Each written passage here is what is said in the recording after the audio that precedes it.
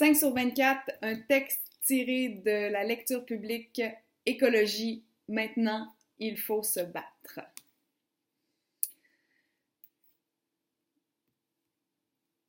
Ce sont les faits bruts. Notre planète est en train de mourir. À vrai dire, elle se fait écarter et tailler en pièces. Nous sommes au bord d'un effondrement biotique absolu. Il y a des régions de la Chine où on ne trouve plus de plantes à fleurs parce que tous les agents pollinisateurs sont morts. Cela veut dire 500 millions d'années d'évolution envolées, un effondrement biotique absolu. Nous n'avons plus de terre saine, nous sommes à court d'espèces et à court de temps. Et le changement climatique catastrophique a déjà commencé. Nous devons vraiment nous mettre à penser comme un mouvement de résistance sérieux, parce que c'est une guerre. Je sais que ça dure depuis 10 000 ans et que ça fait partie de notre quotidien. Les lumières fonctionnent, les placards sont pleins, mais c'est bel et bien une guerre. Et s'il reste quelqu'un sur Terre dans un siècle pour regarder en arrière, il ou elle se demandera « Voyons, tabarnak, c'était quoi leur problème pour qu'ils ne se soient pas battus bec et ongles pendant que notre unique planète était en train de crever? » Vous aimez tous quelque chose, sinon vous ne seriez pas ici. Quoi que vous aimiez, cette chose est menacée. Aimer est un verbe qui doit nous pousser à l'action.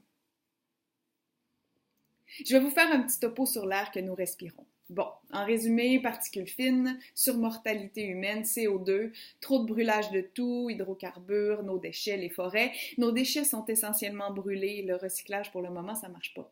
Et ici, à Montréal seulement, la pollution aussi fauche des vies, environ 1500 par année. Le rapport Global Air 2017 du Global Burden of Disease et du Health Effect Institute de Boston estime que plus de 90% de la population mondiale respire un air malsain et 90 entreprises sont responsables de 50% de la hausse des températures. Si on veut parler de ceux qui habitent l'air, on parle de la disparition de la biomasse des insectes. On en est à moins 75%. C'est-à-dire moins d'insectes qui s'écrasent sur ton windshield, pas parce qu'ils sont moins cons, mais parce qu'ils sont moins nombreux. Moins de maringouins, moins de mannes pendant le festival de jazz, moins de mouches noires en camping.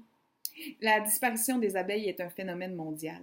Des pertes importantes sont recensées depuis une quinzaine d'années. L'Amérique du Nord est particulièrement affectée et au Canada, les apiculteurs perdent en moyenne 25% de leurs abeilles. L'Ontario est la province la plus touchée. En 2014, les pertes s'élèvent à 58%, un record. Et le Québec n'est pas épargné. La mortalité est 2 à 3 fois plus élevée qu'auparavant. La disparition des insectes et des oiseaux ne sera pas un bon signe avant-coureur pour nous. On ne tiendra pas très longtemps après.